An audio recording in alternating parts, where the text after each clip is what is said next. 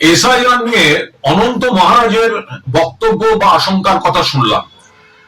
তার মন্তব্যের উপর নতুন করে কিছু বলতে চাই না, কিন্তু সাধারণভাবে সর্বভারতীয় তৃণমূল কংগ্রেস আমরা যেটা বলছি, আমরা তো এই আশঙ্কার কথা বলছি যে এসআইআর এর নাম না উঠলে বিজেপির তাল হচ্ছে সব ডিটেনশন ক্যাম্পে পাঠাবে।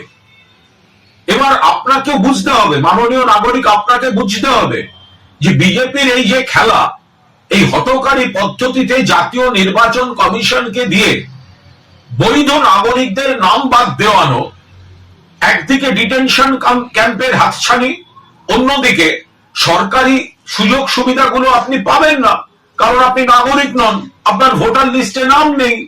ভবিষ্যতে আপনার শিকড় ধরে টান মারবে এই ভারতীয় জনতা পার্টি।